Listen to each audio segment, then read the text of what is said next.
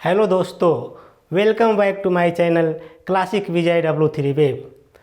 दोस्तों, आप अपने समाज में अपने आसपास कुछ लोगों को ऐसे देखते होंगे कि उसे अगर कोई चीज़ उसे बहुत आसानी से मिल गई हो, बहुत कम मेहनत में अगर मिल गई हो तो उसे वो कद्र नहीं करते, या वैसी चीज़ें जो उसको फ्री में मिल गया हो।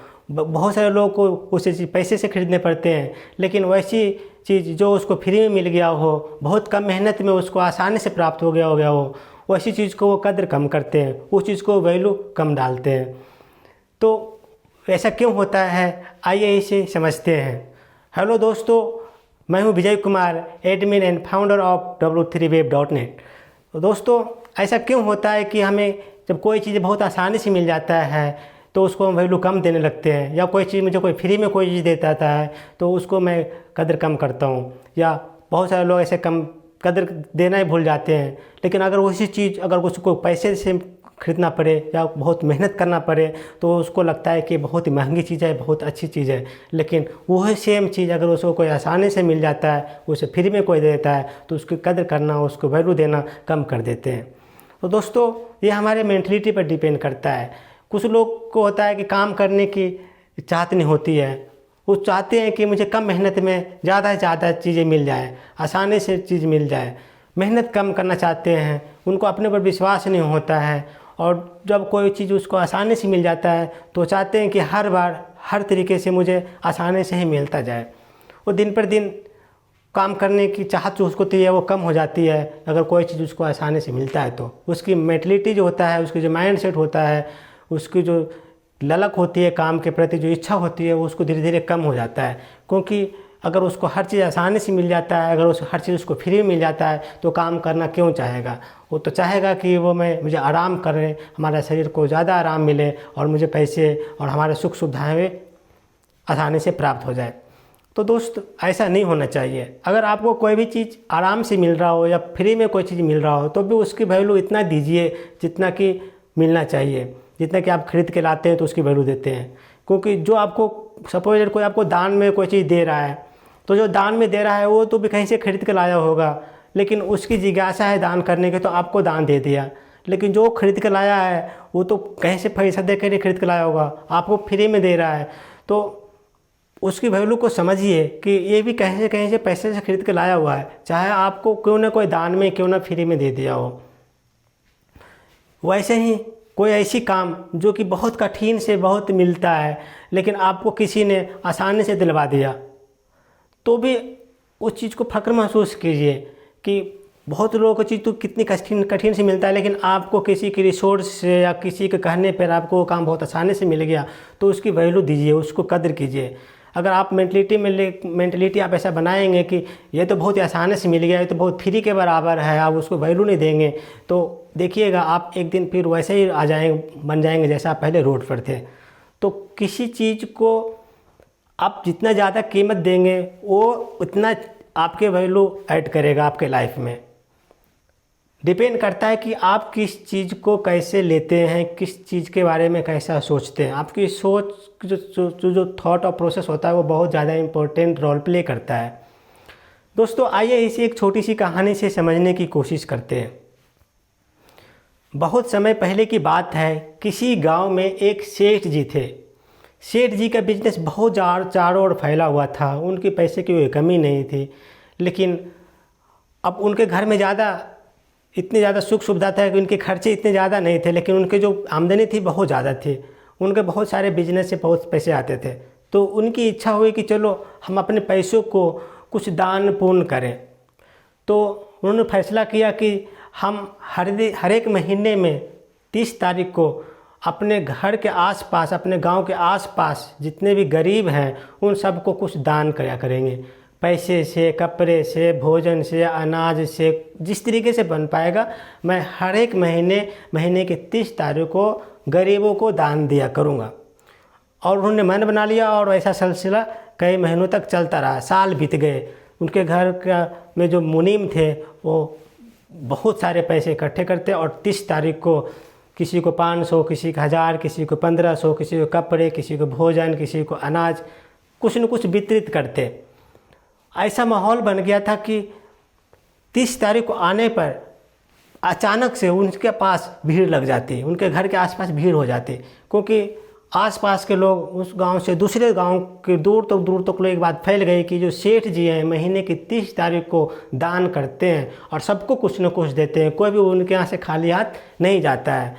तो इनकी बिजनेस इतनी बड़ी थी कि इन पर कोई फ़र्क नहीं पड़ रहा था। तो कई साल ऐसा बीता, सबकी आदत पड़ गई थी। तो 30 तारीख को आने से पहले ही कुछ लोग वहाँ पर इकट्ठा होना शुरू हो जाते थे। एक समय की बात है जब कभी उनकी बिजनेस डाउन हो गई, उनकी बिजनेस किसी कारण से बढ़िया से चल नहीं रहा था, तो उनके घर में पैसे की कमी हो गई। तो उन्होंने सोचा कि अभी मेरे बिजनेस सही से काम नहीं कर रहा, तो जब तक मेरा बिजनेस अच्छा से काम किया, जब तक मेरे इनकम अच्छे हो रहे थे, जब तक मैंने दान पुण्य किया, अब मेरे बिजनेस अच्छे नहीं चल रहे हैं तो मैं कुछ दिन के लिए दान देना बंद करता हूँ। उन्होंने सोचा कि इस महीने की जो 30 तारीख होगा उस दिन मैं खुद सबके सामने जाऊंगा और मैं बोलूँगा कि देखो भाइयों, हमारा अभी थोड़ा सा बिजनेस की सही से नहीं चल रहा, हमारे अभी जो आमदनी है पहले जितना नहीं हो पा रहा है। जब पहले जैसा हमारा बिजनेस ग्रो हो जाएगा, पहले जैसा हम मेरा बिजनेस बढ़िया से चलने लगेगा तो फिर से मैं दान करना शुरू कर दूँगा। तो इस महीने मैं दान नहीं करने वाला।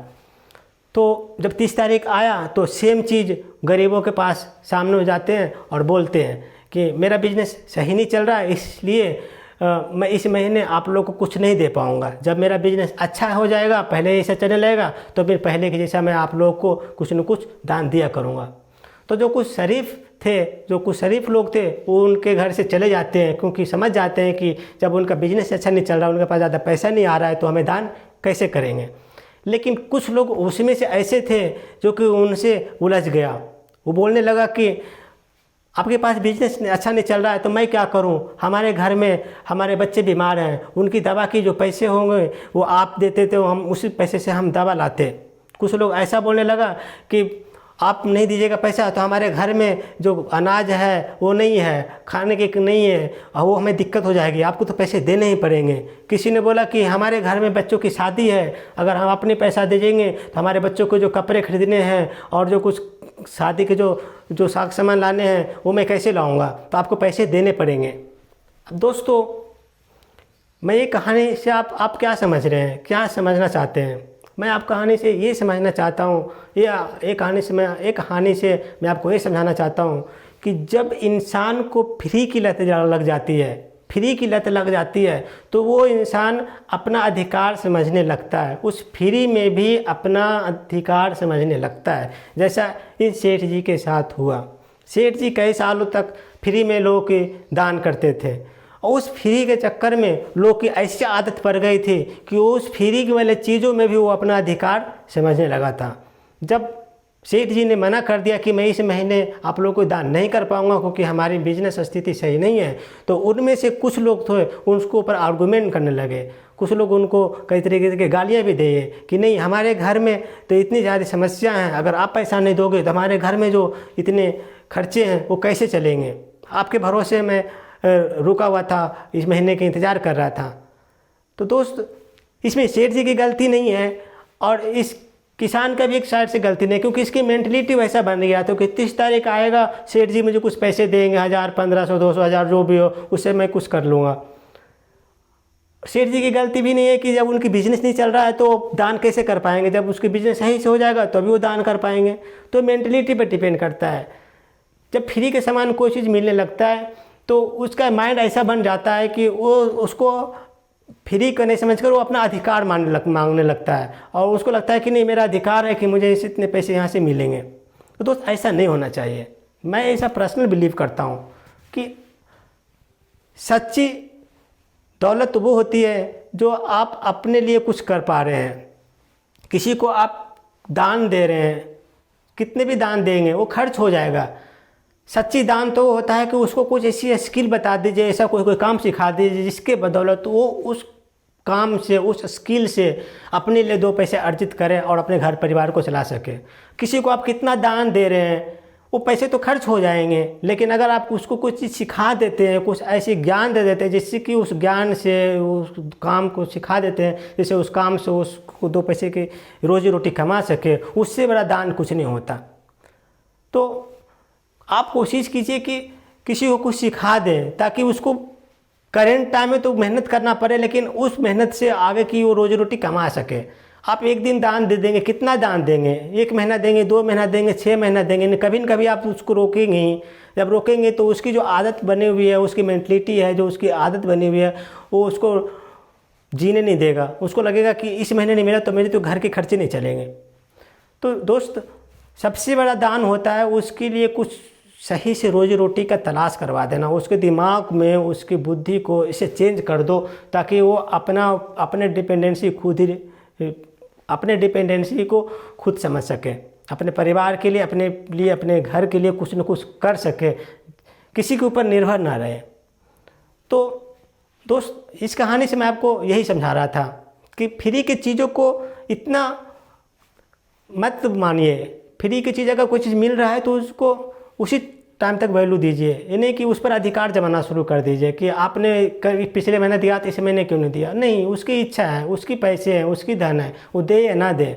आपके अपने ऊपर विश्वास को जगाइए, आप अपने काबिल पर भरोसा कीजिए, आप अपने जो एबिलिटी है उसको बढ़ाइए, उस पर ध्यान दीजिए। फ्री की चीज़ तो कभी आज है, कभी कल नहीं है। तो इस पर भरोसा करेंगे तो आपके जीवन यापन कठिन हो जाएगा। तो दोस्त, अगर आपको चलो ठीक है, अगर आपने को किसी रिसोर्स के थ्रू अगर कोई ने काम पकड़ा दिया हो जो कि बहुत कठिन काम औरों के लिए और आपको आसानी से मिल गया हो, तभी उसकी कदर कीजिए, उसको वैल्यू दीजिए। अगर आपको किसी ने रिस्पेक्ट से, वो प्यार से कुछ फ्री में भी चीज़ दे रहा है तो भी उसको कदर कीजिए, क्योंकि जो फ्री में दे रहा है वो भी तो कहीं से खरीद कर ही लाया होगा।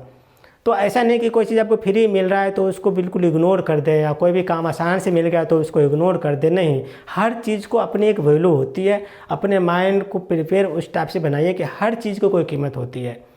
लेकिन ऐसा नहीं कि कोई फ्री में दे रहा है तो उसके ऊपर हम चढ़ जाएं, बिल्कुल हम अपना अधिकार समझने लगें। ऐसी नहीं होनी चाहिए, क्योंकि हर किसी की अपनी पर्सनल लाइफ होती है। जिससे जितना बन पाता है वो करता है, आपसे जितना बन पाता है इतना आप करते हैं। तो हम किसी फ्री की चीज़ के ऊपर इतना अधिकार क्यों जमाएं? इसलिए अपने लाइफ को अगर अच्छे बनाना है, अच्छे बैलेंस तरीके से जीना है, अपने परिवार को खुशी चाहते हैं, तो दूसरे के ऊपर निर्भर रहना बंद कीजिए। अपना सेल्फ बिलीव पर विश्वास कीजिए, अपने स्किल को बढ़ाइए, सीखने की कोशिश कीजिए और अपना जीवन यापन को सही तरीके से जीजिए। किसी पर डिपेंडेंट रहेंगे तो कब तक रहेंगे? दूसरे पर निर्भर रहने का मतलब है अपने पैर पे खुद कुल्हाड़ी मारना। अपना पैर पर खुद कुल्हाड़ी मारना अगर दूसरे पर ज़्यादा निर्भर रहते हैं। इसलिए आत्मनिर्भर बनने की कोशिश कीजिए। आत्मनिर्भर सबसे बड़ा पुण्य का काम होता है। कितना दान कोई क्यों करे, कोई इससे ज़्यादा महत्वपूर्ण ये होता है कि आप जो भी काम कर रहे हैं, छोटा हो या बड़ा हो, मैटर नहीं करता। मैटर ये करता है कि आप अपने ऊपर निर्भर हैं या नहीं हैं। अगर आप अपने ऊपर निर्भर हैं तो इससे बड़ा पुण्य का काम दुनिया में कोई भी नहीं है। तो थैंक यू दोस्तों। ये आपको वीडियो कैसी लगी? अगर आपको वीडियो अच्छी लगी है तो प्लीज़ लाइक कर दीजिए, शेयर कर दीजिए, और अगर आप हमारे चैनल पर नए आए हैं तो प्लीज़ सब्सक्राइब कर दीजिए। और अगर कोई थॉट है, कोई विचार है, कोई सजेशन है, please write in comment box. Thank you so much.